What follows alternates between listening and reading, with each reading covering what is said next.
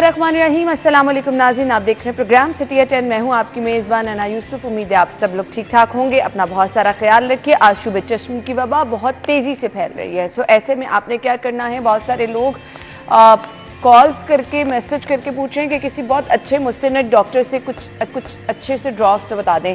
लेकिन अभी एक बहुत अच्छे ड्रॉप्स, वो जो आपा वाला मशवरा होता है ना, वो आमिर भाई ने दिया है, तो मैं तो नहीं वो बताऊंगी, आमिर भाई की तरफ ही जाऊंगी। और आप लोगों से ये कहूँगी, सफाई का खास ख्याल रखें। अपने हाथों की सफाई जितनी आप कर सकते हैं, 5 वक्त वज़ू करें।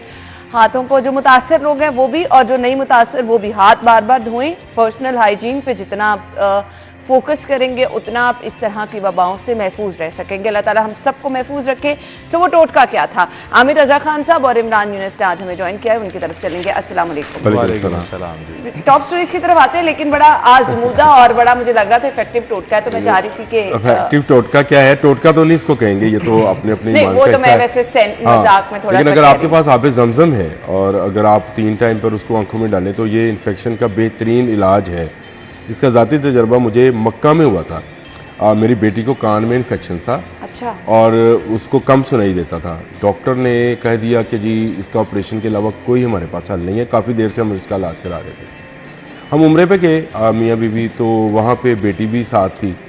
तो अब वो परेशान थी, परेशानी में उसने आबे जमजम उसके कान में डाल दिया। मैंने कहा ये पानी है, ये तो डॉक्टर मना करता है कि इसके कान के इन्फेक्शन। कहती है आबे जमजम है, ये पानी नहीं है, इसी से ये ठीक हो जाएगी। उस डॉक्टर को हमने बाद में जब दिखाया तो वो हैरान परेशान। उसकी समात इतनी माशाल्लाह बेहतर हो गई कि वो अब जो आवाज़ हम भी नहीं सुन पाते वो सुनती है। जो इन्फेक्शन था वो हमेशा के लिए ख़त्म हो गया। तो आबे जमजम को अगर आप ईमान के साथ इस्तेमाल करें किसी भी इन्फेक्शन में, तो मेरा ईमान है कि ये आपको ठीक करता है और ये बेहतरीन दुनिया का जरासीम कुछ महलूल है। इसीलिए मैं चाह रही थी कि आप खुद बताएं, क्योंकि वाकई ये इसमें आप, जैसे आमिर भाई ने कहा कि आप इन चीज़ों को ईमान के साथ अगर यूज़ करें, वाकई अगर आपके दिल में ये चीज़ है कि भाई इससे आपको हर चीज़ की शिफा मिल जाएगी, तो इंशाल्लाह मिलेगी भी। सो बहुत सारे लोग जो कि आशूब चश्म से मुतासिर हैं, अब आपने छींटे नहीं मारने, ड्रॉप्स जैसा कि आपने बताया ड्रॉप पर खाली मिलता है, उसको आप इस्तेमाल करें। उसमें आबे जमजम डालें और जिस तरह आप बाकी ड्रॉप्स डालते हैं दिन में बार बार आप उसको फ्रिज में रख लें, 3-4 ड्रॉप्स डालें और इंशाल्लाह आप देखेंगे कि बहुत जल्द फ़र्क पड़ जाएगा आपको। इसके अलावा पर्सनल हाइजीन का तो ज़रूर आप लोगों ने ख्याल रखना है। अल्लाह ताला सबकी हिफाजत करे। आ जाते हैं आज की टॉप स्टोरीज की तरफ। पहली खबर, जाली टीके का जहर, इंतजामिया इन एक्शन। इंजेक्शन स्कैंडल का मरकजी मुलजिम गिरफ्तार। इसके बाद GLD टाउन प्लानिंग में रिकॉर्ड का डाटा जो है वो डिजिटलाइज करने का फैसला किया गया है। फिर तामीराती कामों पर काम की रफ्तार तेज करने की हिदायत CM साहब ने की है और महंगाई के हालात भी डिस्कस करेंगे। अब आ जाते हैं जी आज की पहली खबर, लीड स्टोरी डेली सिटी 42 की है जी। इंजेक्शन स्कैंडल का मरकजी मुलजिम गिरफ्तार, सबको पकड़ेंगे, वजीर आला का ये कहना है। सो ऐसा होगा क्योंकि निगरान वजीर आला ऑलरेडी हॉस्पिटल्स के मामलात को लेकर, सेहत आमा को लेकर जितने कंसर्न नजर आ रहे हैं, सो ये तो बहुत बड़ा स्कैंडल है। इस पर हम डॉक्टर जावेद अकरम, सेक्रेटरी सेहत, सब लोग किस तरह से एक्टिव हैं और सब लोग किस तरह से काम कर रहे हैं वो आपके सामने है। इमरान यूनुस, मैं आपसे आगाज़ करूँ। देखें जी, पहली बात तो ये है कि ये वाकई बहुत अफसोसनाक वाक़या है कि लाहौर जैसे शहर में हम शुक्र करें कि बहुत बड़े नुकसान से बचा लिया गया है। जो हुआ वो भी वैसे कम नहीं है। दूर दराज इलाके की बात करें ना, तो चले फिर थोड़ा सा दिमाग में आता है कि यार चले वहाँ पर इंतज़ामी तवज्जो जो है वो कम होती है, या वहाँ पर जो बाकी इदारे हैं वो इतने फॉल नहीं होते, और ये हमेशा से यही बात होती है कि जी वो वहाँ फॉल नहीं है, इसलिए वहाँ पर ये वाक़यात हो गए। लाहौर जैसे शहर में ऐसा वाक़या होना और उसके बाद दर्जनों लोगों की बेनाई जो है वो चले जाना, ये वाकई अफसोसनाक वाक़या है। और इसकी तमाम तर जिम्मेदारी जो है वो ऑब्वियसली हुकूमत वक्त पर आती है, हुकूमत वक्त पर आती है, और इसमें तमाम इदारे जो हैं वो भी बराबर के शरीक होते हैं। अब जो बंदा पकड़ा गया है, जिसको गिरफ़्तार किया गया है, और हम अभी मैं और आमिर भाई ये डिस्कस कर रहे थे कि वो मॉडल टाउन जैसे अहम इलाके में एक अहम हॉस्पिटल में ये इंजेक्शन जो है वो तैयार करता था और उसके बाद वहीं से सप्लाई जो है वो यकीनी बनाता था, महंगे दामों में। जी बिल्कुल, महंगे दामों करता था। और सबसे जो ख़तरनाक बात थी वो ये थी कि इस इंजेक्शन को टेस्ट भी नहीं करवाया गया था, टेस्ट भी नहीं करवाया गया था, और इसका जो कंसर्न सर्टिफिकेट होता है, कंसर्न लेटर होता है, वो भी हासिल नहीं किया गया था, और ना ही अथॉरिटी से, हेल्थ डिपार्टमेंट से अप्रूव करवाया गया था। और इसको ऐसे महंगे दामों जो है वो फ़रोख्त किया जा रहा था। और धड़ल्ले की आप ये देखें उस बंदे की कि वो बंदा क्या कह रहा है कह रहा है कि जी इंजेक्शन बिल्कुल ठीक था, बस वो ट्रांसपोर्टेशन में थोड़े से मसाइल हुए इस वजह से। भाई अगर वो इंजेक्शन ठीक था तो तुमने फिर उसका कंसर्न लेटर या उसको अप्रूव क्यों नहीं करवाया? और अब आप ये देखें ना कि अब बात ये है कि ये इंजेक्शन ये फर्स्ट टाइम उसने नई मार्केट में भेजा, जो कल प्रेस कॉन्फ्रेंस की गई है वुज़रा की सेक्रेटरीज की जानिब से, और उसमें ये भी कहा जा रहा है कि वो 5 साल का इस इंजेक्शन का डाटा जो है वो देखेंगे कि आया कि ये केसेस जो है मे बी शायद पहले ऐसे रिपोर्ट नहीं हुए जितना अब जो है वो इस तरह सामने आए हैं। तो बहरहाल इंक्वायरी कमेटी जो है वो वज़ीर आला ने जो बनाई है, अब इसमें देखा जाएगा कि पहले अभी तो वो सील कर दिया गया है कि नया इंजेक्शन बनेगा, जिस भी फैक्ट्री में बन रहा था और जिस भी हॉस्पिटल में यूज़ हो रहा था उनको तो सील कर दिया गया है कि वो अब इसको नहीं बनाएंगे। अब जो है वो 5 सालों का इसका रिकॉर्ड जो है वो देखा जाएगा, और उसके बाद बड़े बड़े नाम जो है वो भी सामने आ सकते हैं, क्योंकि ये एक अकेले बंदे का काम नहीं होता कि एक बंदा मालटाउन में बैठा इंजेक्शन बना रहा है, हॉस्पिटल में बैठा इंजेक्शन बना रहा है और वो महंगे दामों बाहर फरोख्त कर रहा है। पूरा एक ग्रो होता है इस सारे मामले में, और यकीनन इसकी इंक्वायरी होनी चाहिए और करार वाकई सजा दी जानी चाहिए। क्योंकि आप आंखें अल्लाह ताला की सबसे बड़ी नेमत हैं, आप इस पूरी दुनिया को देख रहे हैं, सिर्फ इसी वजह से देख पा रहे हैं कि आपको अल्लाह ताला ने आंखें दी हैं। बहुत बड़ी नेमत है, या जिनकी नहीं है उनसे पूछें कि इसकी अहमियत क्या है। उस पर इन काली भेड़ों का एहतसाब होना, इनको सामने लेकर आना आमिर भाई कितना ज़रूरी है? इनको सामने लाना तो ज़रूरी है, लेकिन यहाँ पे अगर माफ़ी चाहूँ तो जुडिशरी हमारी जो किरदार अदा करती है उसका, और जो मुकन्ना काम करती है, जिनका काम कानून साजी है, जैली दवा बनाने वाले को सजाए मौत होनी चाहिए। इसकी सजा इससे कम कि आप जुर्माना कर दें, आप किसी की जान आप उनकी 2 साल की सजा दे दे, 3 साल की, ये सब ड्रामा है, फ्रॉड है। सजाए मौत, जैली दवा जिसने बनाई उसको सजाए मौत, इसके अलावा कोई इसका हल नहीं है। मैं आपको बताता हूँ कि गुज़िश्ता 28 साल से जब से मैं जर्नलिज्म में हूँ, मैंने सैकड़ों नहीं हज़ारों केसेस ऐसे पढ़े और देखे कि जैली दवा बनाने वाली फैक्ट्री पकड़ी गई और उस फैक्ट्री के मालिक को भी पकड़ लिया गया, वहाँ काम करने वालों को भी पकड़ लिया गया। उसके बाद मीडिया भी खामोश हो जाता है। उनको सजा हुई या नहीं हुई, और हुई तो कितनी हुई? अगर 5 साल हुए, जब 5 साल, 4 साल, 3 साल, ये फिर जो ईद शबरात की आप छुट्टियां माफ़ी करते हैं, वो 6 साल महीने बाद बाहर आ जाता है, बाहर आकर दोबारा उसको काम ही वो आता है। तो ऐसे नसूर जो हैं उनको ख़त्म करने का बेहतरीन तरीका यही है कि इनको सजाए मौत दी जाए। ये जिसकी बिनाई गई है उससे पूछे कि उसकी ज़िंदगी किस तरह से अजीरन हुई है, उससे उसकी तकलीफ को ज़रा अंदाज़ा करें ना। हम तो 2 आंखों से आप ये देखिए, अभी हम ये डिस्कस कर रहे थे, जो आई इन्फेक्शन हो रहा है इससे कितनी तकलीफ है, तो जिसकी बिनाई ही चली गई। अब इस खंजीर के साथ आमिर भाई, आप पाकिस्तान में बैठे हुए हैं, आप पाकिस्तान में बैठे हुए हैं, कैसी बातें आप कर रहे हैं कि सजाए मौत दे देनी चाहिए? दुनिया में तो वो कत्ल में भी सजाए मौत कानून बना पाकिस्तान में अगर इस्लामी कवानीन हो तो यहाँ मेरा ख्याल है कि जराइम भी ना हो। अगर हाथ कट जाएं, पाँव कट जाएं और गर्दनें कटें तो मेरा ख्याल ये भी ना हो जिसका मैं हाथ में हूँ। इस्लामी सजाएं होनी चाहिए, लेकिन चले कम से कम आप कानून साजी करें। इमरान भाई, बड़े बड़े चोर तो असेंबली में बैठे हुए हैं, उन्होंने तो कानून साजी करनी है माजरत के साथ। ये भी सब अफवाहबाजी है, ये सब अफवाहसाजी है, इसको जितना मर्जी। आमिर भाई, ये किसको नहीं पता कि सेहत और खुराक ये 2 ऐसे मामलात हैं जो, जिस तरह आमिर भाई बात कर रहे हैं ना सेहत की, खुराक के मामले में भी ऐसे ही होना चाहिए, और पूरी दुनिया में ये होता है, लेकिन सिर्फ पाकिस्तान में नहीं होता। आप मुझे बताएं, जो जाली दूध, ये कहते हैं जाली दूध आ गया, फूड अथॉरिटी वाले पकड़ते हैं, क्या करते हैं उसका केस दर्ज करते हैं, मुर्दा मुर्गियां लेके आते हैं उसका। मैं एक वो शवारमे वाला सी इमरान, और वो उसका वो ठेला शेला उठाया गया तो वो बिल्कुल परेशान नहीं था। और मैं कहा तेरा वो उठा के लेके सारा सिस्टम जो तूने शवारमे बनाने का लगाया हुआ था, वो कहता सर जी 500 रुपये की मार है। 500 रुपये के बाद मैं लिटरली ऐसा ही है, इसका जुर्माना 500 रुपये है। आपने पूरा रोड ब्लॉक किया हुआ है, आप गैर कानूनी बिजली इस्तेमाल करते हैं, आप सारा कारोबार चला रहे हैं, जुर्माना सिर्फ 500। टैक्स भी नहीं देते यार, टैक्स भी नहीं देते। हाँ, ये लोग टैक्स भी नहीं देते, और सबसे बड़े चोर भी यही। और 500 रुपया आप कह रहे थे ना असेंबली की बात कर रहे थे, मुझे बताएं 500 रुपये जुर्माना क्या सजा होगी? कुछ भी नहीं। क्या आपने उसका जो सिस्टम या रेडी जो भी आपने उठाया उसका क्या उसको बुलडोज कर दिया, ख़त्म कर दिया कि दोबारा वो ले ना सके इसको, उसको एहसास हो? लेकिन वो हंस रहा था, वो कह रहा था 500 रुपये देंगे, ले आएंगे। अब मुझे बताएं, जब हाँ ये सिस्टम हुए जहाँ हमारी जुडिशरी इनको सख्त सजाएं ना दे पाए, मुकर्रना जो है वो, इसकी बात भी ठीक है कि बहुत सारे लोग जो हैं वो पीछे होते हैं। मुझे तो कच्चे के डाकुओं का सुन के आता है कि वो वहाँ के वडेरे और MPs और MNAs वो भी साथ शामिल हैं, तो ये भी शामिल होंगे। लेकिन आवाम को आवाज़ उठानी चाहिए इमरान, हम लोगों को आवाज़ उठानी चाहिए। इन लोगों के लिए सख्त से सख्त मुझे ये बता दें, ये ड्रैप है, ड्रग रेगुलेटरी अथॉरिटी, इसको मॉनिटर करने का कोई सिस्टम, इनके लिए कोई SOPs, इनको कोई चेक एंड बैलेंस कुछ तो होना चाहिए। आमिर भाई, ये एक दवा का स्कैंडल नहीं, पता नहीं कितनी दवाओं का ये पाकिस्तान स्कैंडल में निकल आना जितनी है। अथॉरिटीज़ हैं ये पैसा बनाने का एक जरिया है। कोई पानी चेक कर रहा है, कोई फूड चेक कर रहा है, फूड अथॉरिटी वाले, कोई ये सारे पैसा बनाने की एक मशीनें हैं। गवर्नमेंट भी इनसे पैसा बना रही होती है और ये खुद भी पैसा बना रहे होते हैं। जुर्माने, वही मैंने आपसे कह दिया, आप जितना मर्जी इलीगल काम करें उसका कोई ना कोई जुर्माना मुख्तस होएगा। ये आप जुर्माना दे, आप बाहर आ जाए। तो फिर मुझे बताएं, जहाँ सिर्फ पैसों का गेम चल रहा होएगा, तो जो लोग पैसा कमाते हैं, अब ये बंदा जो है ये तीसरी चौथी पेशी में अगर जमानत पर बाहर आ जाए, मुझे बताएं कहीं और बैठ के काम कर लेगा, कहीं और बैठ के इंजेक्शन और बना बैठ के लेगा। काम नहीं, अब तो ये उस्ताद बन गया ना, अब तो ये सर्टिफाइड हो गया। बड़े बड़े अब तो अताई लोग पकड़े गुरुजी के गए पास जाया हैं। यहाँ करेंगे। पर अताइयों को देख लें, दंदान साज जगह जगह बैठे हैं, सबसे सेंसिटिव काम है ये, जगह जगह बैठे हैं, कोई कार्रवाई नहीं हो आमिर भाई रही ने है। जो बात की ना कि जैसे वो शवारमे वाले की मिसाल दी, मैं जब पंजाब फूड अथॉरिटी करता था ना, आप यकीन जाने, एक बंदा पंजाब फूड अथॉरिटी ने पकड़ा बागबानपुरे के इलाके में, वहाँ पर वो जारी बोतलें बनाता था, आप बड़े बड़े ब्रांड की बोतलें बनाता था, उसको पकड़ा।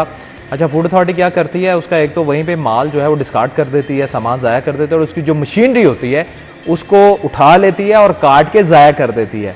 मैंने उस बंदे को जब पुलिस में दिया, पंजाब फूड अथॉरिटी ने, मैंने उस बंदे को रोका, मैंने कहा मैंने ये तीसरी बार हुआ है कि मैंने तुम्हें पकड़ा है, क्योंकि मैं रेट पे साथ जाता था। मैंने कहा मैंने तुम्हें तीसरी बार पकड़ा है। यकीन जाने उसने मुझे पता क्या कहा, मैंने कहा अब तुम क्या करोगे, कहता भाई कहीं और लगा लूंगा।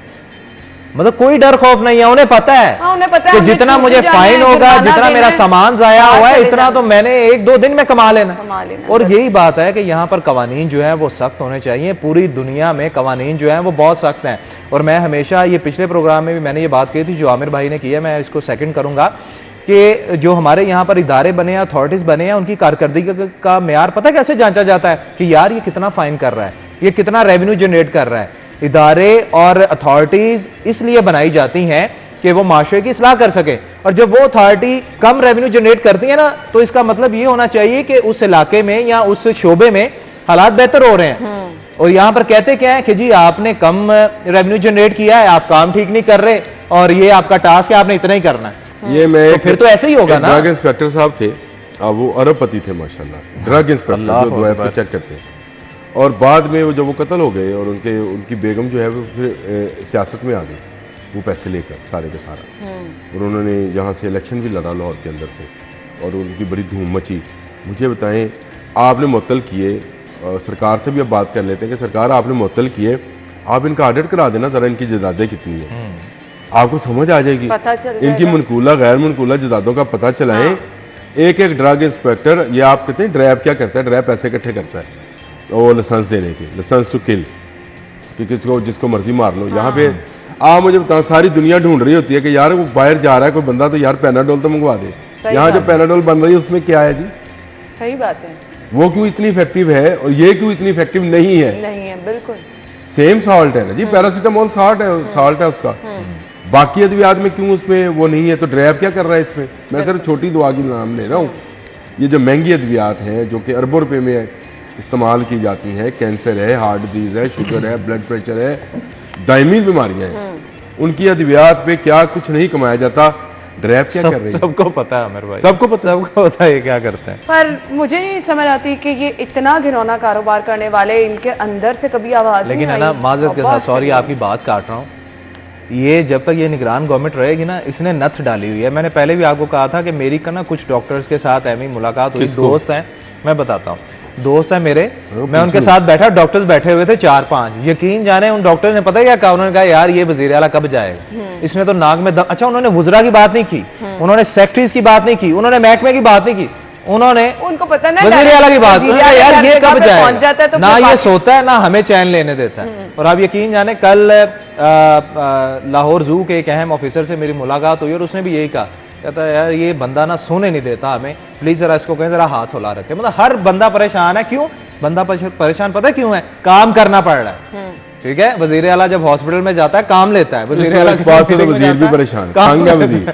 तो वज़ीर भी आमिर तंग भाई, है। आपने इमरान भाई कहना था, हम तो खुद बहुत अरसे से भुगत रहे हैं, हम कहाँ से हाथ वाला और रखने का उनसे कह तो सकते हैं। उनसे उनसे कहने मैं तो वज़ीरा उसने एक वज़ीर ने मुझसे गिला किया। हम तो भाई 15-16 साल से जब भुगत ही हमारा रहे हैं। 15 साल का जो फंक्शन हुआ उसमें वो आमिर मीर साहब ने तकरीर में ये बात कही कि जी सान भी जरा आराम कर लेंगे। बिल्कुल तो मैंने जब वो खाने पे आए ना, और उसने कहा पहली दफा ऐसे हुआ कि 3 मैं कहा, घंटे से हम मीर आराम से बैठे हुए ऐसे हैं। मीर साहब ਤੁਸੀਂ ਦੇਖੀ ਹੋਈ ਇਹ ਹੋਰ ਚੀਜ਼ ਨਾ ਅਸੀਂ 15 ਸਾਲ ਤੋਂ ਜਾਣਦੇ ਆ ਹੁਣ ਅਸੀਂ ਤਾਂ ਭੁਗਤ ਲਿਆ ਜੋ ਭੁਗਤਣਾ ਸੀ ਹੁਣ ਜਨਾਬ दादा तय बिल्कुल ना सुबह आराम है ना शाम आराम है। ऐसे ही है। लेकिन दुआ गो ये है कि इसके रिजल्ट अच्छे निकले, लोगों का भला हो, ताकि आपको एक्चुअली ग्राउंड पर कुछ बेहतरी नजर आए। कोशिश तो यही की जा रही है, चाहे वो इंफ्रास्ट्रक्चर के मामलात है, चाहे वो सेहत के मामलात है, लेकिन जहाँ इतना बिगाड़ है वहाँ पर सही करते हुए भी थोड़ा टाइम तो दरकार होगा ही, थोड़ा नहीं बल्कि अच्छा खासा। ब्रेक लेंगे, ब्रेक के बाद आपको ज्वाइन करेंगे, हमारे साथ ही रहिएगा।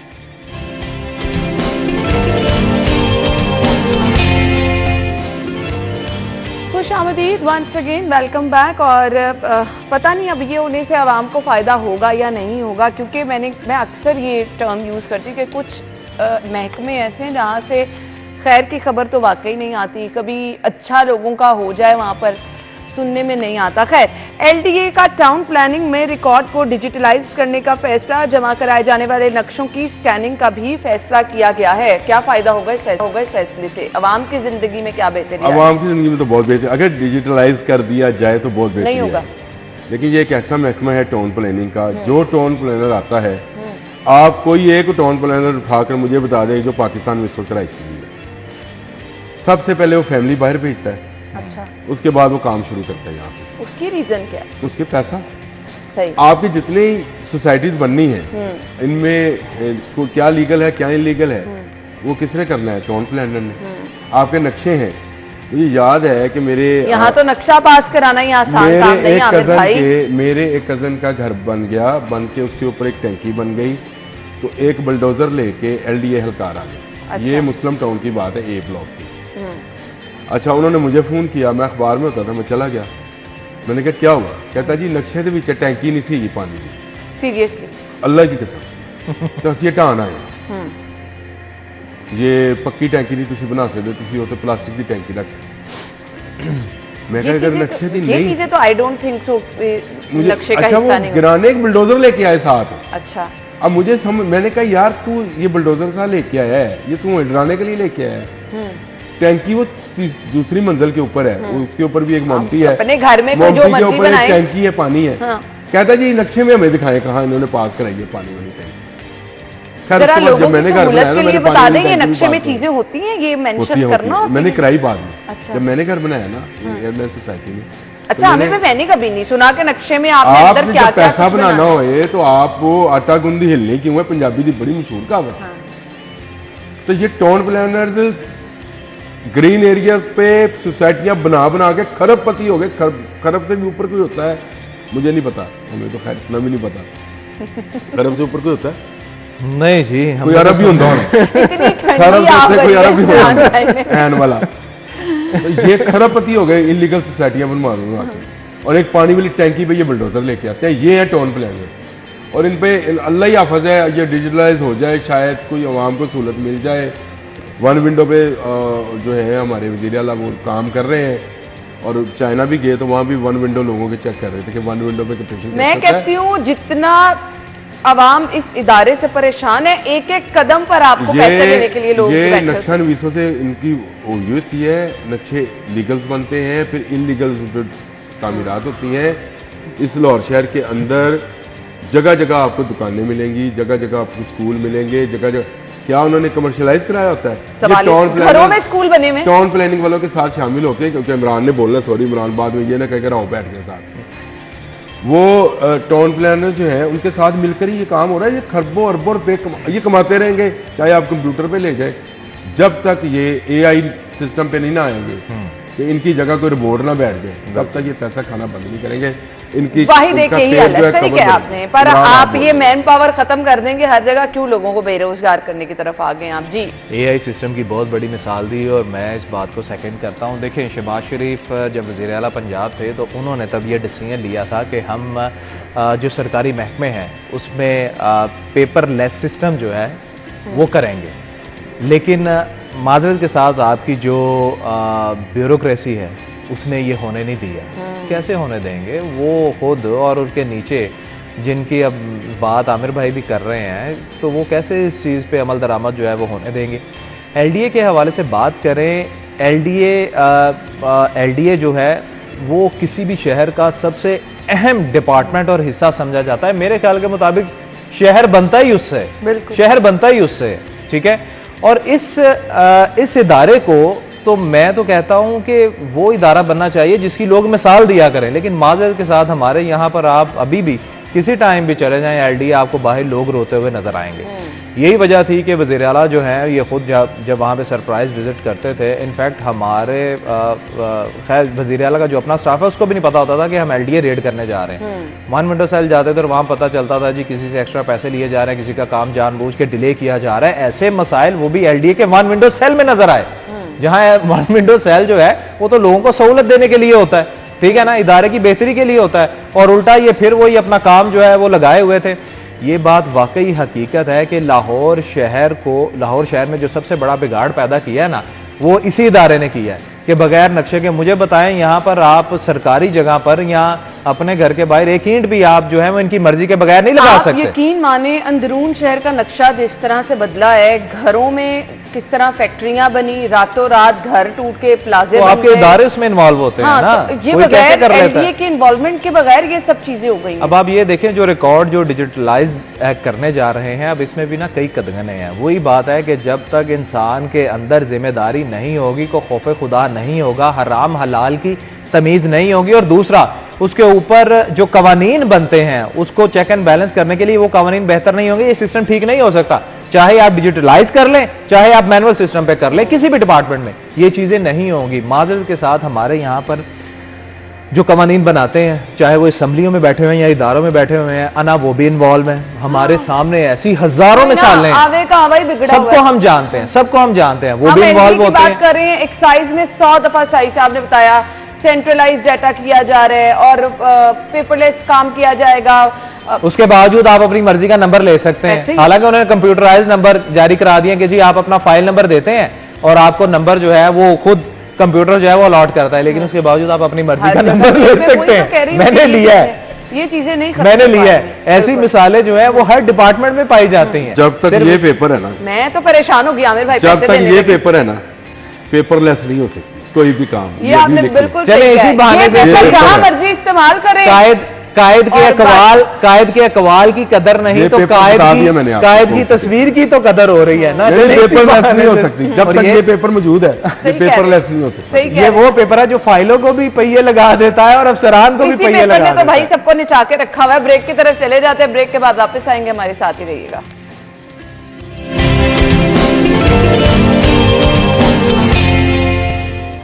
Welcome back once again. और अब हम बात कर रहे हैं जी शहर में जो काम चल रहे हैं उसकी, और अभी मेरी बात हो रही थी, हम कोई गेस्ट अरेंज करने का डिस्कस कर रहे थे और उन्होंने मुझे कहा कि क्योंकि निगरान वज़ीर आला साहब रात को किसी भी टाइम पहुंच जाते तो इस तरह से हम भी रात को उनके साथ मौजूद थे। खैर, तामीराती कामों पर काम की रफ्तार मजीद तेज़ करने की हिदायत की गई है। निगरान वज़ीर आला का शाहदरा फ्लाईओवर मनसूबे का दौरा, शहर में जो काम चल रहे हैं उसको लेकर निगरान वज़ीर आला कितने कंसर्न हैं आप टाइम टू टाइम देखते ही रहते हैं, और इसी की एक वाज़ेह मिसाल ये है कि आपको ये काम जल्दी पाया तकमील तक पहुंचते नजर आ रहे हैं। और अच्छी चीज़ ये है कि जहाँ कहीं पे काम हो रहा है वहाँ रोड मुकम्मल बन रही है।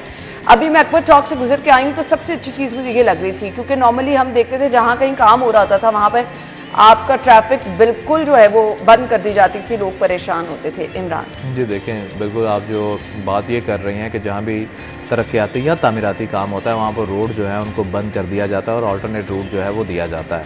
उससे शहरियों को जिस कोप से गुजरना पड़ता है, जो परेशानी होती है, उसकी वाज़ेह मिसाल जो है और उसका जीता जाता नमूना मेरे साथ बैठे हुए हैं आमिर रज़ा साहब। और सब्ज़ाज़ार का जो प्रोजेक्ट था ये मुझे पता है कि इन्होंने कैसे भुगता है कि लिटरली ये ना सिर्फ मुझे बल्कि वज़ीर आला साहब जब कभी हमें मुलाकात के लिए कहीं बुलाते थे, मीटिंग के लिए बुलाते थे, खाने पे बुलाते थे, तो वहाँ पर आमिर रज़ा साहब का सबसे पहला सलाम के बाद सवाल और गुजारिश यही होती थी सर उस प्रोजेक्ट का कुछ कर दे, सर वो रोड खुलवा दे, प्रोजेक्ट मुकम्मल होना और रोड खुलवा दे। और वाकई माजी में हमेशा ऐसे हुआ है कि जहाँ पर भी कोई तरक्याती काम हो रहा होता था रोड जो है वो डाइवर्जन लगाकर बंद कर दिए जाते थे। लेकिन इस निगरान गवर्नमेंट का वाकई ये बड़ा अच्छा प्रोजेक्ट रहा, चाहे हम लाहौर ब्रिज की बात कर लें या ये जो अकबर चौक है इसकी बात कर लें, आप शादरा की बात कर लें, जितने भी प्रोजेक्ट देख लें। मैं चूँकि अभी ये काम हो रहा है और अब मुझे यही था कि शायद यहाँ पर प्रॉब्लम होती होगी, इसलिए मैं फिरोजपुर रोड स्टार्ट में शुरू हुआ। लेकिन फिर एक दो बार जब मैं यहाँ से विजिट किया मैंने कहा यार रोड तो बेहतर बना दिए गए हैं, अभी प्रोजेक्ट मुकम्मल नहीं हुआ लेकिन साइड रोड बेहतर बना दी गई है। माजी में ये होता था कि आपका ओवरहेड ब्रिज या अंडरपास पहले बनता था और साइड रोड या लिंक रोड जो थे उनको बाद में बेहतर जो है वो किया जाता था। और कई ऐसे प्रोजेक्ट हैं जो अभी भी अधूरे पड़े हुए हैं, सिर्फ उनकी जो साइड रोड्स हैं वो बेहतर नहीं हुई। लेकिन इस गवर्नमेंट ने पहले साइड रोड जो है वो बेहतर किए हैं, बिल्कुल कारपेटेड रोड हैं, और उसके बाद वो पिलरों का काम जो है वो किया जाता है।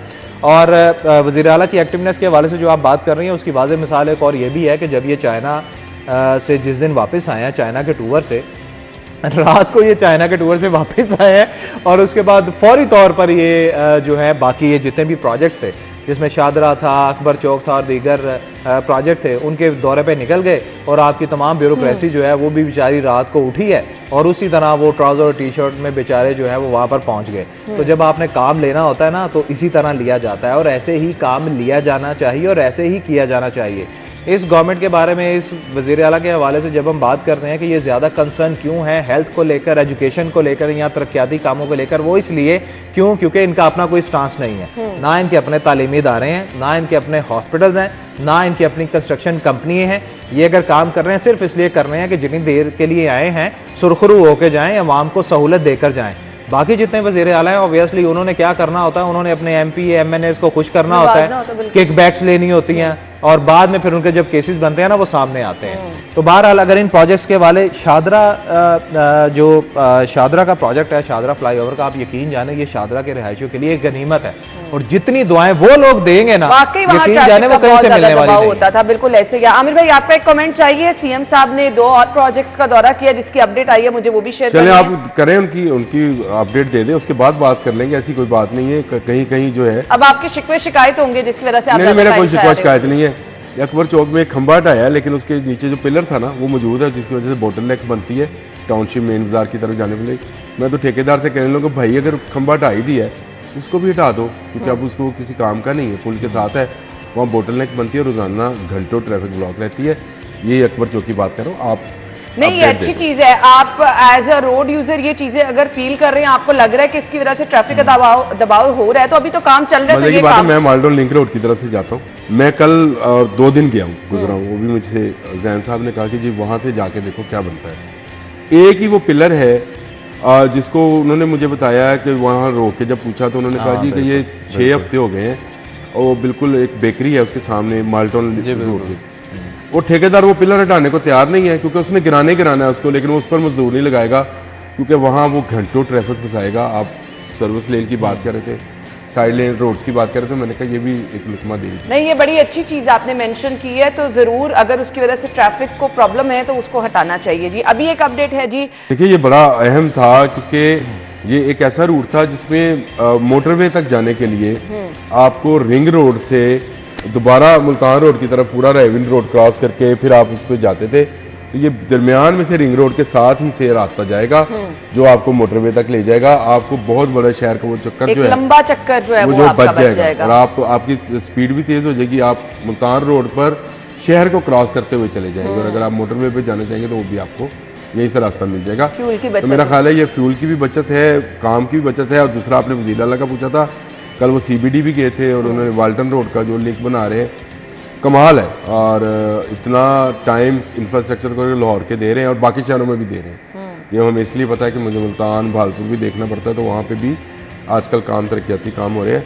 इनको मज़ीद अपनी रफ्तार बढ़वानी चाहिए। इलेक्शन पे अब वक्त बहुत कम रह गया है, 3 माह है, 3 माह में जितने प्रोजेक्ट शुरू किए हैं उनको ख़त्म करने चाहिए। मैं सब्ज़ाजार का नहीं कहूँगा क्योंकि मुझे पता है वो नहीं होता, वो 3 माह क्या 3 साल में भी नहीं खत्म होगा। नहीं वो होना नहीं ना, क्योंकि 3 साल तो हो गए उसको, तो अभी भी नहीं खत्म हुआ, तो फिर इसका मतलब अगले 3 साल के लिए भी खत्म नहीं होगा। वो एक प्रोजेक्ट रखा हुआ है कि जिसको भी दौरा करना उसमें है। मसाइल क्या हैं आमिर भाई, क्योंकि आप तो डेली आपका विजिट मुझे नहीं पता जी, वो शुरू किया था वो वसीम अकरम प्लस ने, फिर परवेज़ लाई आए, फिर हमज़ा आए, फिर अब ये निगरान हुकूमत आई। उस जानब शायद गरीब लोग रहते हैं, मेरा ज़ाती ख्याल ये है कि शायद उस जानब मुल्तान रोड की जानब उसके नाले के भी बड़े मसाइल हैं, गंदगी, डस्ट। सर जी उसके अभी आपने टाउन प्लानिंग की बात कर रहे थे, मैंने बार बार ये कहता हूँ, कारंग नाले पे फुटपाथ बन रहा है नया, नए फुटपाथ पे एलडीए के एहलकार खुद पर्ची बांट रहे हैं कि तुम्हारी ये जगह है, इतने फुट तुम ये लगा लो, तुम इतने पैसे में मंथली दोगे। वो मुर्गियां वाले, सब्जियां वाले, फलों वाले सब उस फुटपाथ पे वो लगे हुए हैं, कब्जा कर रहे हैं दोनों जानब। और वहाँ कोई पूछने वाला इसलिए नहीं है कि वो गरीबों का इलाका है, इसलिए कोई पूछने वाला नहीं है वहाँ पे। हाँ ये खुला इलाका होता तो ये जगह कीमती है, यहाँ लोग भी कीमती रहते हैं, सस्ते लोग हैं, सस्ती रोड है, खैर है। लेकिन आप तरक्याती काम अच्छे हो रहे हैं, अगर ये तमीर हो जाए तो शदरा की, जैसे इसने बात की, शदरा फ्लाईओवर शहर से बाहर से अगर आप लाहौर आना चाहें तो वहाँ 1 घंटा आपको वाकई खड़ा ऐसे जाना है। पड़ता है। आपको वहाँ के जो रहायशी हैं वो बेचारे तो रोज मामिया का कॉलोनी, सुबह शाम आना जाना था। ऐसे ही है। उनको मसला हल हो जाएगा, अकबर चौक फ्लाईओवर बन जाएगा तो ये मेरे ख्याल है पूरी पीको रोड का जो है ये बड़ा ज़बरदस्त रोड एक कहलाएगी जब बन गई। बाकी जो भी प्रोजेक्ट्स है, CBD वाला, वाल्टन वाला प्रोजेक्ट जो है, मुझे ज़ाती तौर पर इसलिए पसंद है कि बहुत सारे लोगों का बहुत सारा फ्यूल बचेगा बिल्कुल उसमें।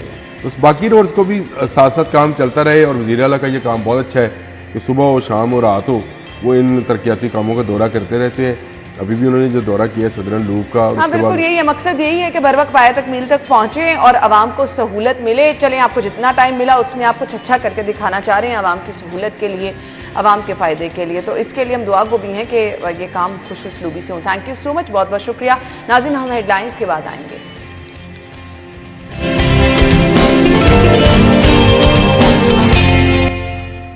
Welcome back. प्रोग्राम का हम बाकायदा आगाज़ करेंगे। प्रोग्राम के सिलसिले में हम बात करने वाले हैं बहुत ही अहम, बहुत ही बड़ा मामला जो कि हर ज़ुबान ज़द-ए-आम है और ऑलमोस्ट मेरे ख्याल से कोई टीवी शो आजकल ऐसा नहीं जा रहा प्राइम टाइम का जहां पर ये गुफ्तगू नहीं हो रही है। हम बात कर रहे हैं नवाज शरीफ की वतन वापसी के हवाले से। तैयारियां पाकिस्तान मुस्लिम लीग नून की जानिब से इस्तकबाल की भरपूर की जा रही हैं। टास्क दिया गया है, सवाल ये पैदा होता है कि वो जलसा गाह में पहुंचेंगे या नहीं, एयरपोर्ट से वो कहाँ जाएंगे, बहुत सारे सवालात हैं। ऐसे में ये तैयारियां और फिर उनका जलसे से खिताब करना और फिर बहुत बड़ी बात यह है कि अब बयानिया क्या होगा। अवाम बहुत परेशान है। ग्राउंड रियलिटी जो है, नवाज शरीफ की मकबूलियत से तो इनकार नहीं किया जा सकता। अगर हम स्पेशली बात करें शहर लाहौर की तो यहाँ पर एक हसार तो है ही है, वो तो कभी ख़त्म नहीं हुआ। लेकिन अब जो मौजूदा हालात हैं अगर उनको हम देखें, अवाम की परेशानियों को देखें, तो वो एक जमे गफ़ीर जो अवाम का नज़र आता था, क्या वो इस दफ़ा होगा? क्या अवाम अपने मसाइल को पीछे छोड़ के नवाज शरीफ के इस्तकबाल के लिए जाएंगे? और इस पर पाकिस्तान मुस्लिम लीग नून की तैयारियां क्या हैं, इस पर बात करने के लिए हमारे साथ सीनियर लीगी रहनुमा ख्वाजा इमरान नज़ीर साहब मौजूद हैं। आज उन्हें अपने शो में वेलकम करेंगे। अस्सलाम वालेकुम सर। वालेकुम अस्सलाम। बहुत बहुत शुक्रिया। बहुत सारे सवालात, अवाम के मसाइल और ऐसे वक्त में नवाज शरीफ साहब की वापसी, आप लोग भरपूर तैयारियां कर रहे हैं और तैयारियों से लग रहा है कुछ बड़ा होने जा रहा है। सो बताइएगा, सबसे पहले तो ये जो माहौल है इलेक्शन की तरफ भी जा रहा है, फिलहाल तो अभी उस तरह से तैयारियां नजर नहीं आ रही, आपकी तैयारियां क्या हैं इस्तकबाल की? बिस्मिल्लाह। देखिए ना, मियां मोहम्मद नवाज शरीफ साहब की वापसी जो है वो इतना कोई सिंपल मामला नहीं है कि हम ये कहें कि एक लीडर है जो अपने मुल्क में नहीं था और अपने मुल्क में आ रहा है, ऐसा नहीं है। आप अगर नवाज शरीफ साहब के तीनों द्वार पे गौर करें, आजकल के जो यंगस्टर्स हैं, जो नौजवान जिनको कहते हैं, इनको तो डेफिनेटली पता ही नहीं है कि मियां नवाज शरीफ साहब ने इस मुल्क के लिए क्या किया हुआ है। और इन लोगों को पिछले 10-11 साल में सोशल मीडिया पे झूठ सुनवा के तो इनका जो सच है उसका चेहरा बिल्कुल बंद कर दिया गया। नवाज शरीफ वो शख्स है जिसने पाकिस्तान को हमेशा मुश्किल में पकड़ा और आसानी में ले जाके अल्हम्दुलिल्लाह छोड़ा। मियां मोहम्मद नवाज शरीफ साहब 90s में आए, मियां मोहम्मद नवाज शरीफ साहब CM बने, उससे पहले मियां साहब 93 में आए, 97 में आए। उसके बाद ख़ास कर जो मैं रिसेंट पास की अगर बात करूं तो 2013 में, आपको अगर मैं आज 2013 के पाकिस्तान में वापस लेकर जाऊं, बदतरीन लोड शेडिंग वाला पाकिस्तान, 20-20 घंटे लाइट ना आने वाला पाकिस्तान, दहशतगर्दी से हर दूसरे दिन किसी का भाई, किसी का बेटा, किसी की बेटी, किसी की माँ, किसी का बाप शहीद हो जाते थे। बच्चे जब स्कूल जाते थे तो माएँ मुसल्लों पे बैठ जाती थी कि या अल्लाह मेरा बच्चा आज स्कूल से खैरियत से वापस आएगा कि नहीं आएगा। उस पाकिस्तान को अल्हम्दुलिल्लाह मियां मोहम्मद नवाज शरीफ साहब ने धरनों के बावजूद, साजिशों के बावजूद, फितनों के बावजूद, फसादों के बावजूद ना सिर्फ लोड शेडिंग को ख़त्म करके दिखाया, 11,000 मेगावाट बिजली बनाकर दिखाई। पाकिस्तान में उस वक्त डॉलर का रेट 90 रुपये से 100 रुपये था। पाकिस्तान में उस वक्त पेट्रोल का रेट 65 रुपये लीटर हुआ करता था। पाकिस्तान में उस वक्त बिजली 4 रुपये 90 पैसे पर यूनिट हुआ करती थी, जब एक मसीहा जो अपने आप को कहता है वो गो नवाज गो के स्टिकर लगवाया करता था और हमारी बहनों बेटियों को डांस करवा के जलसे कराया करता था, और उस वक्त जो बिजली के बिल जलाता था उसको 4 रुपये 94 पैसे बिजली का बिल जो है वो ज़्यादा लगता था। और आज हम गालियां देते हुए 332 रुपये का पेट्रोल डलवा रहे हैं। आज डॉलर कहाँ से कहाँ पहुँचा हुआ है। तो वो मसीहा जिसने हमेशा पाकिस्तान के लोगों के साथ वफा की, पाकिस्तान के लोगों के लिए आसानी की, उस वक्त 37 रुपये किलो आटा था, आज आटे का रेट देख लें, चीनी का रेट देख लें। तो अल्हम्दुलिल्लाह मियां मोहम्मद नवाज शरीफ साहब जब आएंगे, मियां नवाज शरीफ साहब के दोस्त ममालिक जिनके साथ उनके ज़ाती रवाबत है, जिनका ताना हमें मिलता है, हमें कतर का ताना मिलता है, हमें सऊदिया का ताना मिलता है, हमें चीन का ताना भी इसलिए मिलता है कि जिसको मसीहा लोग समझ बैठे थे, साबित हो गया कि उसने बैरूनी आकाओं के कहने पे सी पैक को रोल बैक किया। अगर आज 45 अरब डॉलर के सी पैक को चलने दिया गया होता इमरान खान साहब के दौर में, और इमरान खान साहब किसी के कहने में आके चाइना को खुडे लाइन न लगाते, तो आज पाकिस्तान का ये हाल ना होता। और इंशाल्लाह नवाज शरीफ साहब आ रहे हैं, इंशाल्लाह ताला खुशहाली लेकर आ रहे हैं। वो कैसे खुशहाली लेकर आ रहे हैं कि 75 अरब डॉलर की सरमायाकारी, मैं कर्जे की बात नहीं कर रहा हूँ, है ना, कर्जा वापस करना पड़ता है। कर्जा इमरान खान साहब ने लिया, 30, 35, 36 अरब डॉलर का कर्जा पाकिस्तान पर मजीद चढ़ाया, जिसका खमियाजा आप और मैं भुगत रहे हैं। आज जो बिजली के बिल महंगे हैं, जो अजाब अवाम भुगत रही है, ये शहबाज शरीफ का अजाब नहीं है जो लोग समझते हैं। ये ना मेरा अजाब है, ना मोहसिन नकवी का अजाब है। ये अजाब इमरान खान के उन मुआहिदों का है जिसमें उन्होंने लिख कर तय किया था कि हम 50 रुपये लेवी लगाएंगे, हम 60 रुपये टैक्स लगाएंगे पेट्रोल पे, हम पेट्रोल को आलमी मंडी से नीचे नहीं करेंगे, हम पेट्रोल पर सब्सिडी नहीं देंगे। फिर पहले गलत मुआहिदे किए, पहले तबाहकुन मुआहिदे किए, फिर जाते जाते अपनी ज़ात की सियासत को चमकाने के लिए उन मायदों को तोड़कर चले गए। 8 महीने नाक की लकीरें लग रही हैं शहबाज शरीफ ने। और जो लोग शहबाज शरीफ को समझते हैं कि उसने महंगाई कर दी, ये वक्त बताएगा आगे जाके। अगर शहबाज शरीफ साहब उस वक्त अपनी सियासत बचाते, अगर इमरान खान की तरह मुफाद परस्त और खुद गर्ज बनते, तो वो भी पेट्रोल की कीमत को कम कर देते और आज पाकिस्तान डिफॉल्ट कर गया होता। और डिफ़ॉल्ट का मतलब कहने में बड़ा आसान लगता है कि जी डिफ़ॉल्ट, लोगों को नहीं पता डिफ़ॉल्ट क्या है। डिफ़ॉल्ट जब हो जाता है, अल्लाह माफ़ करे, तो जो पेट्रोल आज हम गालियां देते देते 332 का लेते हैं, हमें 3032 रुपये का भी नहीं मिलना था। इंपोर्ट नहीं होनी थी, दवाई नहीं आनी थी, बेरोजगारी कितने 100 गुना बढ़ जानी थी। तो जो आज की मुश्किल लग रही है वो इंशाल्लाह कल की आसानी है, और जो उस वक्त की आसानी थी वो अगले आने वाले चंद महीनों में तबाही का बायस बनेगी। फारिस साहब, आप आसानी की बात तो कर रहे हैं, हम दुआ गो भी हैं, लेकिन ये आसानी ग्राउंड पे लेकर आना, लोगों तक पहुंचाना अब बहुत बड़ा चैलेंज है। देखिए, आप डॉलर के रेट को देख रहे हैं ना। बिल्कुल, डॉलर का रेट बार बार सागदार साहब, किसी को सागदार से लाख इख्तलाफ होंगे, लेकिन वो एक बात वो ठीक कहते थे कि डॉलर का रेट ये नहीं है, ये मसनूई तौर पे बढ़ाया गया है। और किसने बढ़ाया है? ये कोई बाहर से तो आके कोई नहीं बढ़ा गया, ये हम पाकिस्तानियों का ही क्रेडिट है। ये हमने ही डॉलर बढ़ाया हुआ था ना। ये हमारे उन लोगों ने जिन्होंने डॉलर जहीरा करके रखे हुए थे, चाहे वो आम पाकिस्तानी है, चाहे वो कोई एजेंसी का मालिक है, लोगों ने डॉलर जहीरा किए हुए थे तो डॉलर महंगा हो रहा था, जिसका हमेशा आवाम को महंगाई की सूरत में भुगतना पड़ता था। अब डॉलर कैसे सस्ता आ रहा है? अब कौन सी कोई टेक्निक आ गई है? सिर्फ और सिर्फ सख्ती ज़्यादा कर दी गई है। थोड़ा सा मैं समझता हूँ कि डर खौफ लोगों को पैदा हुआ है, और इंशाल्लाह ताला मैं आज आपको बता दूँ, डॉलर का रेट इंशाल्लाह ताला मज़ीद गिरेगा। और अल्लाह के फजल से जब जब डॉलर गिरेगा, जब जब पेट्रोल भी सस्ता होगा, और जब ये दोनों चीज़ें सस्ती होंगी तो बिजली सस्ती होगी, और जब ये तीनों चीज़ें सस्ती होंगी तो इंशाल्लाह ताला महंगाई की शरह जो है बड़ी तेज़ी से अल्लाह के फजल से नीचे आएगी। हम दुआ गो हैं कि इंशाल्लाह ऐसा ही हो। 21 अक्टूबर की तैयारियों पर आ जाएं। बड़ा पावर शो होने जा रहा है, सो इस बड़े पावर शो में क्या होगा, आप लोगों को क्या क्या टास्क दिया गया है, किस तरह से तैयारी की जा रही है, और जो मीनार पाकिस्तान में जलसा होगा उसकी तैयारियां बताएं। देखिए ना, इस दफ़ा हमने जो है बड़ा डिफरेंट प्रोग्राम बनाया है। पहले हमेशा होता था कि लीडरशिप कभी भी एयरपोर्ट पे आती थी तो एयरपोर्ट पे जम्मे गफीर पहुंच जाता था, और फिर डेफिनेटली उसमें उसके फ़ायदे भी, हमें तो पॉलिटिकल उसका फ़ायदा होता था, लेकिन उसका नुकसान भी होता था। फ़्लाइट शेड्यूल मुतासर होता था और बहुत सारी चीज़ें होती थी। अभी वो मजाक में बात चल रही है कि जी एम्बुलेंसें रुक जाती हैं, तो जो लोग आज जवेद लतीफ़ साहब की बात का मजाक उड़ा रहे हैं, यही लोग टॉक शोज़ में बैठ के कहा करते थे ना कि जनाब देखें एम्बुलेंस को रास्ता नहीं मिल रहा और आप लोग सियासत कर रहे हैं। तो मुझे तो समझ नहीं आती कि सियासतदान बेचारा क्या करे, ना उसको लोग इधर जीने देते हैं, ना उसको उधर जीने देते हैं। बहरहाल ये एक डिफरेंट शो है। मियां नवाज शरीफ साहब इंशाल्लाह आएंगे, तमाम कानूनी तकाज़ों को पूरा करके तमाम लीगल फॉर्मेलिटीज़ को पूरा करके आएंगे। जिन लोगों को ये समझ नहीं आ रही ना, उनको मैं समझा दूं, अगर एक एक घंटे में इमरान खान साहब को प्रोटेक्टिव बेल सुप्रीम कोर्ट से मिल सकती है ना, तो प्रोटेक्टिव बेल मिलना सबका हक है। और जिस केस में मियां नवाज शरीफ साहब को सज़ा हुई थी, वाज़े याद करा दूं कि उन केस में मरियम नवाज शरीफ साहबा और कैप्टन सफदर साहब बाइज्जत बरी हो चुके हैं। मियां नवाज शरीफ साहब के मुल्क में मौजूद ना होने की वजह से उस केस का फैसला उन्होंने साइड पे कर दिया था। मेरिट नजर आ चुका है और वो इमरान खान के दौर में हुए थे। मैं ये भी याद करा दूं कि इमरान खान का दौर था कि जब इस्लामाबाद हाई कोर्ट ने उस केस की हियरिंग की और अल्लाह के फजल करम से मियां नवाज शरीफ साहब उसमें बाइज्जत बरी होंगे। और मैं आपको बिल्कुल ये एडवांस बताऊं कि वो प्रोटेक्टिव बेल लें, वो कोई भी लीगल फार्मूला अख्तियार करें, इंशाअल्लाह ताला वो हेलीकॉप्टर के ज़रिए मीनार पाकिस्तान की जलसागाह में पहुंचेंगे और मीनार पाकिस्तान पे आपको इंशाअल्लाह ताला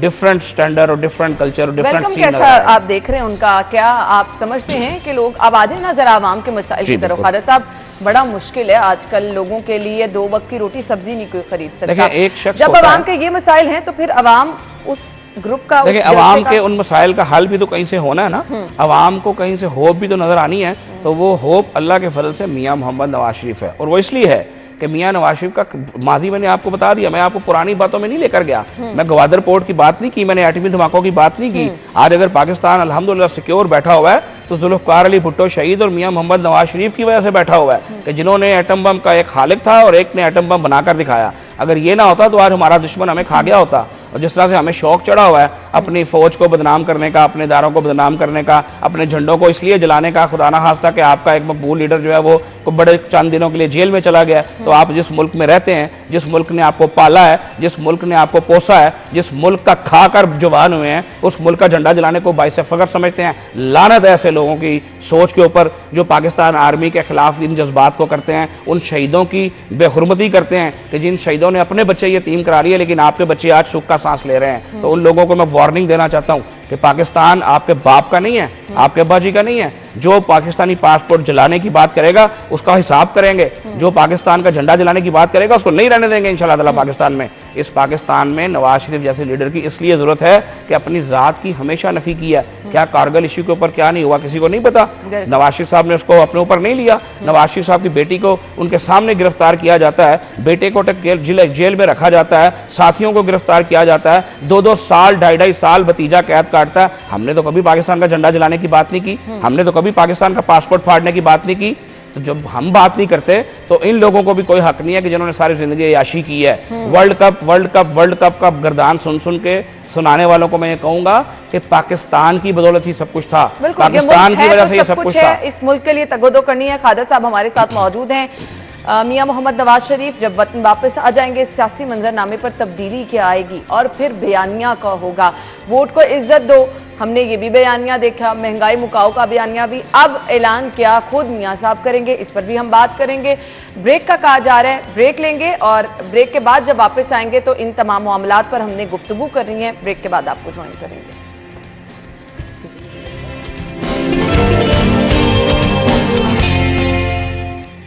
ब्रेक के बाद आपको एक बार फिर से खुश आमदीद कहेंगे। सीनियर लीगी रहनुमा ख्वाजा इमरान नज़ीर साहब हमारे साथ मौजूद हैं। गुफ्तगू का सिलसिला आगे बढ़ाएंगे, अवाम से खिताब करेंगे। मियां मोहम्मद नवाज शरीफ साहब बयानिया क्या होगा, बड़ा मैटर करता है। देखिए ना, एक तो मियां नवाज शरीफ साहब जो हैं ज़बानी कलामी बातों की बजाय इस मरतबा आवाम को महंगाई से बचने और महंगाई को ख़त्म करने का हल हो जाए ना ख्वाजा साहब, तो लोग सब कुछ ही भूल जाएंगे। देखिए मैं आपको बड़ा सिंपल बताऊं कि पाकिस्तान की तरक्की जो है ना वो कर्जों में नहीं है कि हम कर्जा लेते हैं, वक़्त को गुजारते हैं, फिर कर्जा देने वाले हमसे अपनी शर्तें मनवाते हैं। ये ऐसे ही है जैसे पुराने ज़माने में हिंदू बनिया हुआ करता था और वो सूद पे पैसे देता था और फिर उसके बाद आखिरी बाल तक जो है वो कर्जे में जकड़ जाता था। तो IMF क्या है?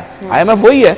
IMF हमारे साथ वही सलूक करता है ना। तो IMF जिनकी है वो सबको पता है और उनका रिश्तेदार कौन है ये भी सबको पता है। तो उन्होंने तो पाकिस्तान के साथ यही करना है। हमारी तरक्की सीधी सी बात है, बिजनेस में है, इन्वेस्टमेंट में है। इंशाल्लाह 75 अरब डॉलर का एक जॉइंट ग्रुप बन रहा है जिसमें 25 अरब डॉलर सऊदीया के हैं, 25 अरब डॉलर UAE के हैं और 25 अरब डॉलर चाइना के हैं। और ये ML1 जो रेलवे प्रोजेक्ट है जो नवाज शरीफ साहब लेकर आए थे, ये उसके अलावा है जो रेलवे के लिए चाइना दे रहा है। तो 3 शोबों में सरमायाकारी होगी, टूरिज्म में सरमायाकारी होगी, माइंस एंड मिनरल्स में सरमायाकारी होगी और एग्रीकल्चर में, ज़राअत में सरमायाकारी होगी। इन 3 शोबों में पाकिस्तान में इतना चाम है, जैसा आपको याद हो कि सदीक मलिक साहब ने चंद माह पहले बात की था, इनके पास जो सिर्फ मादनी मिट्टी है ना, सिर्फ मिट्टी जिसमें से मिनरल्स निकल सकती हैं, वो 10 ट्रिलियन डॉलर से ज्यादा है। देखें, हम 1-1 अरब डॉलर के पीछे भीख मांग रहे हैं, मिन्नतें कर रहे हैं, और हमारी मिट्टी जो है वो 10 ट्रिलियन डॉलर की तो है। अंदाजा करें आप कितनी अहम चीज जो है उसको तो ज़ाया कर मायूसी रहे हैं। वाली कोई बात नहीं है, हर सख्त वक्त का आता है, लेकिन अल्लाह की ज़ात जो है सख्ती के बाद आसानी देती है इंशाल्लाह। और मियां नवाज शरीफ साहब पूरा रोड मैप लेकर आ रहे हैं, और अल्लाह ताला के फजल करम जैसे उन्होंने हमेशा हर दौर में एक आधा चैलेंज पकड़ा और उसको हल किया, इस दौर में वो इंशाल्लाह महंगाई के चैलेंज को पकड़ रहे हैं, और महंगाई के जिन को अल्लाह के फजल से उसी तरह बोतल में बंद करेंगे जैसे उनके पिछले दौर में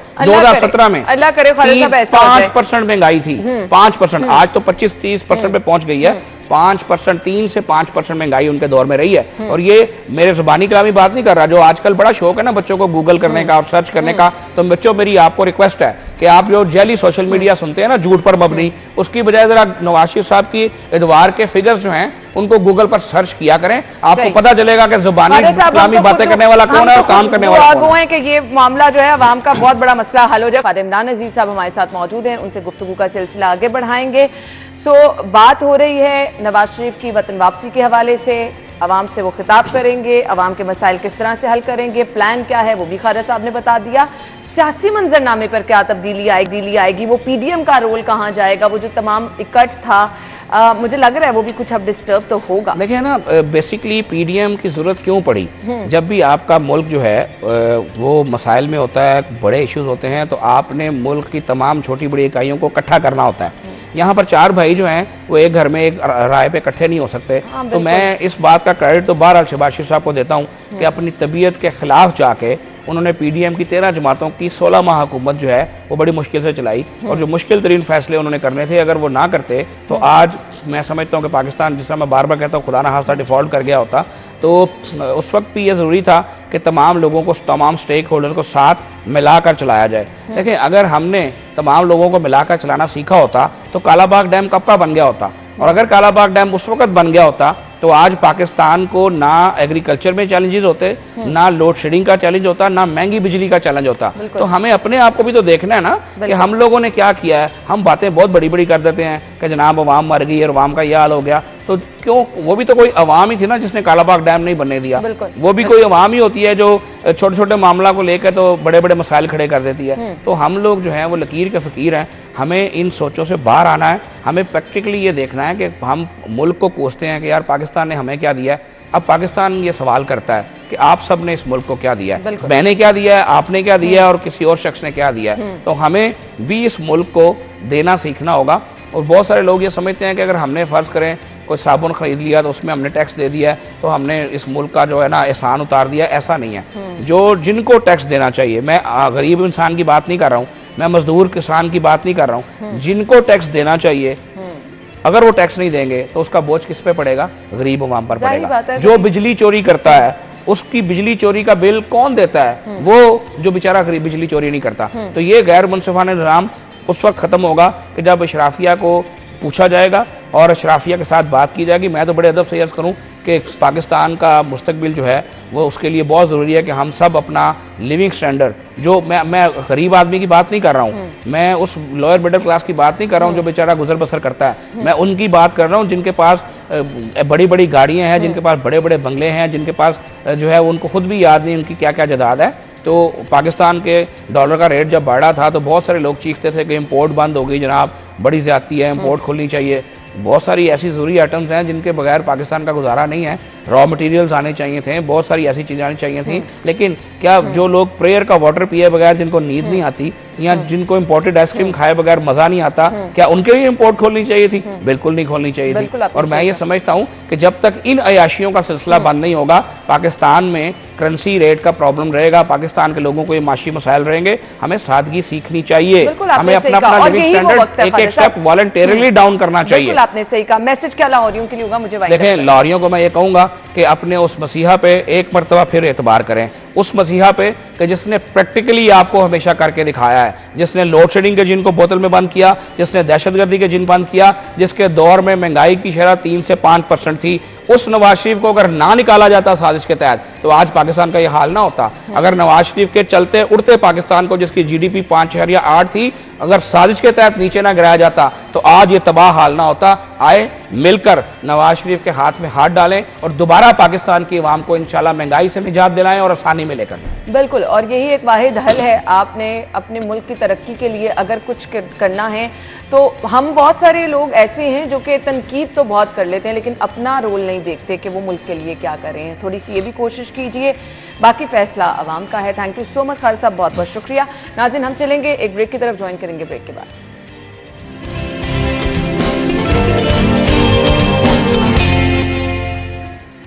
welcome back once again. Pakistan समेत दुनिया भर में सियाहत के फ़रोग का आज आलमी दिन मनाया जा रहा है। सो सियाहत को फ़रोग देना वक्त की अहम ज़रूरत है। हम बात करते हैं जी यहाँ सरमायाकारी होनी चाहिए। सो हमारा मुल्क कुदरती हुस्न से मालामाल है, इसको किस तरह से हम सियाहत के पॉइंट ऑफ व्यू से आवाम के लिए फेवरेबल बना सकते हैं, लोग ज़्यादा से ज़्यादा यहाँ पर आएँ, इसके लिए क्या क्या कुछ किया जा रहा है और आज के स्पेशल दिन कौन कौन से ऐसे इवेंट्स हैं जिनका इनेकाद किया जाएगा, कौन से ऐसे इनिशिएटिव लिए जाएंगे कि आने वाले वक्त के लिए वो बहुत ज़्यादा ज़रूरी भी हों। वाहिद अंजुमन ज़ियाद साहब ने हमें ज्वाइन किया है, general manager operation tourism development corporation of Punjab में। वेलकम कहेंगे। अस्सलाम वालेकुम sir. Thank you so much. सबसे पहले तो बताइएगा, टूरिज्म का ये जो दिन मनाया जाता है, मकसद क्या है बुनियादी इस दिन को मनाने का? जी बिल्कुल, जैसा आपने अपने इंट्रोडक्शन में भी कहा कि एक तो जब हम सयाहत की बात करते हैं तो सयाहत जो है एक ब्रॉडली अगर बात करें तो ट्रैवल, टूरिज़म एंड हॉस्पिटैलिटी, ये एक बड़ी वसी एक इंडस्ट्री है जिस पे आपके इल्म में है, आपके नाज़रीन के इल्म में है कि बहुत से मुल्क तो इसकी बुना पर ही अपनी इकॉनमी चला रहे हैं। मतलब अगर हम देखें, मालदीव्स है, मॉरिशस है, मलेशिया, इंडोनेशिया है और वेस्ट के बहुत सारे मुल्क हैं। तो इस दिन को मनाने का मकसद बेसिकली ये है कि इस इंडस्ट्री के हवाले से या सयाहत और टूरिज़म, ट्रैवल और हॉस्पिटैलिटी इंडस्ट्री से रिलेटेड जितने भी सब सेक्टर्स हैं उनकी अहमियत को उजागर किया जाए और लोगों को आगाह किया जाए कि आपके पास, अगर हम पाकिस्तान और पंजाब की या लाहौर की बात करें तो हमारे पास सयाहती मकामात क्या हैं, हुकूमत या प्राइवेट सेक्टर ने वहाँ पे क्या क्या सहूलियात फ़राहम की हैं, और ज़्यादा अहम ये हो गया है आजकल के एक रिस्पॉन्सिबल टूरिस्ट होना का मतलब क्या है। आपने देखा कि हम कुछ तो हमारी सहूलियात की कमी होती है पाकिस्तान के साथ, जो मामलात हैं, हमारे जो लिमिटेशंस हैं, हमारी जितनी भी इकोनॉमिक वगैरह, और दूसरा फिर हमारे लोगों का रवैया भी, जहाँ जब भी हम किसी टूरिस्ट मकाम पे जाते हैं तो वो रिस्पॉन्सिबली बिहेव करने वाला नहीं होता। तो आपने रिस्पॉन्सिबली बिहेव करते हुए इको फ्रेंडली और ग्रीन टूरिज़म को कैसे प्रमोट करना है, और फिर ये कि हुकूमत और दीगर जो इदारे हैं, प्राइवेट सेक्टर है या आलमी इदारे हैं, वो इन जो इनिशिएटिव्स हैं मुख्तलिफ, उनको इंडस्ट्री के साथ लिंक करते हुए इसके अंदर मज़ीद सहूलियात कैसे फराहम कर सकते हैं। हम स्पेसिफिकली शहरी लाहौर की बात कर लेते हैं। यहाँ पे जो सियाहती मकामात आप समझते हैं, बहुत सारे ऐसे सियाहती मकामात हैं जिनकी अहमियत बहुत ज़बरदस्त है लेकिन उनको उस तरह से हम यूटिलाइज़ नहीं कर पा रहे हैं। क्या वजूहात हैं इसकी? जी बिल्कुल, सियाहत एक ना बहुत ही वसी एक सब्जेक्ट है और इसके अंदर हमारी हिस्ट्री भी आ जाती है। हमारे हिस्टोरिकल मॉन्यूमेंट्स यहाँ पे मौजूद हैं, हम सब वाकिफ़ हैं यहाँ पे शालामार बाग से और बादशाही मस्जिद से और जहांगीर के मकबरे से, लाहौर शहर की बात अगर हम करें तो। लेकिन यहाँ पे बहुत सारी ऐसी तारीख़ी इमारत भी हैं जो कि बहुत सारे लोगों को शायद पता भी ना हो। नादरा मुग़ल इरा की ही बहुत सारी ऐसी इमारत हैं। नादरा बेगम का मकबरा है, फिर बहुत सारे उनके जो कमांडर्स हैं, खान बहादुर अली ख़ान, और इनके मकाबर हैं यहाँ पे। कुतुबुद्दीन ऐबक का मकबरा अनारकली में है, अनारकली बाज़ार के अंदर है। तो इसी तरह सिविल सेक्रेटेरिएट के अंदर अनारकली का जो एक मकबरा मारूफ है वो। फिर वॉल्ड सिटी, वहाँ से हर रोज़ गुजरते भी होंगे, लोगों को ये चीज़ नहीं पता होगा ना, नहीं पता होगा। सर ये मेरे ख्याल से फिर आपके डिपार्टमेंट की ही रिस्पॉन्सिबिलिटी है कि हमने कुछ ऐसे गेट टुगेदर्स कराने हैं, स्कूल कॉलेजेस के लेवल पर कुछ ऐसे हमने टूर्स बच्चों के जो हैं वो अरेंज कराने हैं ताकि हम कम से कम अपने शहर से मुतल्लिक तो बच्चों को बता सकें। जी बिल्कुल, मैं अर्ज़ करता हूँ, हमारा tourism development corporation of Punjab और जो हमारा महकमा टूरिज़म है, हमारा एक अपना एक सेक्शन है टूरिज़म अवेयरनेस प्रोग्राम। उसके तहत हम मुख्तलिफ स्कूल्स, कॉलेजेस, यूनिवर्सिटी में जाते हैं। ठीक है, बच्चों को, स्टूडेंट्स को, यूथ को हम अपना जो मुख्तलिफ इसी तरह हमारा सियाहती मकामात है, हमारा तारीख़ी वर्सा है, उस सारे के बारे में हम अपनी प्रेजेंटेशंस देते हैं, उनको अवेयरनेस देते हैं। और आज भी हम जिस तरह के मुख्तलिफ इवेंट्स हमने रखे हुए हैं उसके अंदर भी हम स्कूल्स, कॉलेज, यूनिवर्सिटीज़ को इनवाइट कर रहे हैं। लोग आ रहे हैं वहाँ पे। अलहमरा हॉल में जैसे आज एक एग्जीबिशन है, पंजाब के जितने हमारे मकामात हैं उनके बारे में हमने तस्वीरी नुमाइश एक लगाई है। उसके बाद एक पंजाब के हवाले से ही एक स्टूडेंट डे के हवाले से कोई एक सीरियस कंपोनेंट है, उसका वो डिबेट्स और डिस्कशन प्रोग्राम्स होते हैं जिस तरह आप कर रहे हैं यहाँ पे। और फिर एक कल्चरल और आर्ट से रिलेटेड पंजाब की सकाफत को प्रमोट करने के लिए और एक प्रोग्राम है। इस तरह ये TDCP और टूरिज़म डिपार्टमेंट इस तरह के बेतहाशा इस प्रोग्राम्स जो है वो ऑर्गेनाइज़ करता रहता है। और हमारे सोशल मीडिया पेजेस जो डिफरेंट हैं वो उसको उस पर पोर्ट्रे होती हैं ये चीज़ें सारी। फिर लाहौर म्यूज़ियम में हमारी ही एक टूरिज़म डिपार्टमेंट का एक इदारा है, वहाँ पे भी आज तकरीबात हो रही हैं। पंजाब के पूरे पंजाब में जहाँ जहाँ टूरिज़म डिपार्टमेंट की हमारे रिज़ॉर्ट्स हैं, हमारी चेयर लिफ्ट है, हमारी बोटिंग मुख्तलिफ लेक्स पे फैसिलिटीज़ हैं, हर जगह पे हम तकरीबात का इनकाद खसूसन आज भी कर रहे हैं। और रूटीन में भी हम कैंपिंग, फैमिली कैंपिंग गालाज का इनकाद करते हैं। हमारा एक सेक्शन है जिसके ज़रिए हम गाइडेड टूर्स अरेंज करते हैं। आज ही चीफ मिनिस्टर पंजाब एक गवर्नर हाउस को अवाम उन्नास के लिए खोला है हमने। हमारी जो लाहौर में एक sight seeing Lahore bus service है, डबल डेकर बस सर्विस, वो हम एक गवर्नर हाउस लाहौर को लोगों के लिए पेश कर रहे हैं और वो हम उसका गाइडेड टूर करवाएंगे लोगों को। उसकी मतलब ये वो और ओपन इनविटेशन है, सब ये लोग आ ओपन सकते है। हैं। लोग ठीक है। हमारे SLBS का डेडिकेटेड पेज है एक, उस पे जाके बुकिंग करा सकते हैं आप। और वहाँ पे हम डबल डेकर बस में लाहौर के मुख्तलिफ तारीखी मकामात दिखाते हुए आपको फिर उसका जो पॉइंट होगा आखिरी वो गवर्नर हाउस होगा। और गवर्नर हाउस इटसेल्फ एक बहुत ही तारीखी एक मॉन्यूमेंट है। बहुत से लोगों को पता नहीं होगा कि ये मुगल दौर में शुरू हुआ था। इसका अली कासम खान के मकबरे से दरमियान में उसके नीचे एक श्राइन है, कब्र है। और फिर अंग्रेज़ आए, उससे पहले सिख आए और उसके बाद मॉडर्न जो पाकिस्तान के अंदर हमने इसको डेवलप किया, वो एक पूरी तारीख है गवर्नर हाउस इटसेल्फ। तो ये बहुत अच्छी चीज़ है। मेरे ख्याल से यहाँ पे जो चीज़ें मौजूद हैं हमारे शहरियों को तो उसका हिस्सा बनना चाहिए। हमने सियाहत को फ़रोग देना है, पाकिस्तान के सियाहती मकामात को पूरी दुनिया को दिखाना है। कुदरती हुस्न से माला माल है हमारा पाकिस्तान। सो इसके लिए अब आपकी फर्दर प्लानिंग क्या है? आप किस तरह से इन सियाहती मकामात में अट्रैक्शन पैदा कर रहे हैं? ऑब्वियसली सहूलियात होंगी तो ज़्यादा से ज़्यादा लोग यहाँ का रुख करेंगे। जी बिल्कुल, बजा तौर पर अब इसी से रिलेटेड जो है ना इस साल का थीम है जो यूनाइटेड नेशंस की वर्ल्ड टूरिज़्म ऑर्गेनाइजेशन ने दिया है इस वर्ल्ड टूरिज़्म डे के हवाले से, इन्वेस्टिंग इन पीपल। और इसी तरह उसका एक थीम ये है कि लोगों को और ग्रीन टेक्नोलॉजीज़ में और लोगों की स्किल इन्हांस करने के लिए, जिस तरह मैंने अर्ज़ किया टूरिज़्म सेक्टर के इंडस्ट्री के बेसिक 3 ट्रैवल, जिसमें आपकी ट्रांसपोर्टेशन आ जाती है, आपकी एयरलाइंस आ जाती हैं, फिर आपकी हॉस्पिटलिटी सेक्टर जिसके अंदर आपके होटल्स और रेस्टोरेंट्स आ जाते हैं, उसके बाद आपके रिजॉर्ट्स और जो आप रिक्रिएशनल लोगों को एंटरटेनमेंट की चीज़ें देते हैं वो टूरिज़्म से रिलेटेड कोर उसका जो है। तो जिस तरह आपने फरमाया जब इंफ्रास्ट्रक्चर होगा तो भी लोग वहाँ पे जा सकेंगे। इसके लिए मैं आपको आगाह कर सकता हूँ कि टूरिज़्म डिपार्टमेंट के साथ हम इंटरनेशनल जो फंडिंग ऑर्गेनाइजेशन हैं उनके साथ काम कर रहे हैं। और हमारी पंजाब के अंदर जो बहुत सारी एक ऐसी साइट्स हैं, जिस तरह आपने लाहौर के वाले से भी पहले पॉइंट आउट किया कि वो लोगों के नॉलेज में नहीं है, तो हमारी सून वैली फॉर एग्जांपल एक है। अब वो मोटरवे से एक लिंक है, कलर कहार से हम जाएं तो खुशाब के अंदर है।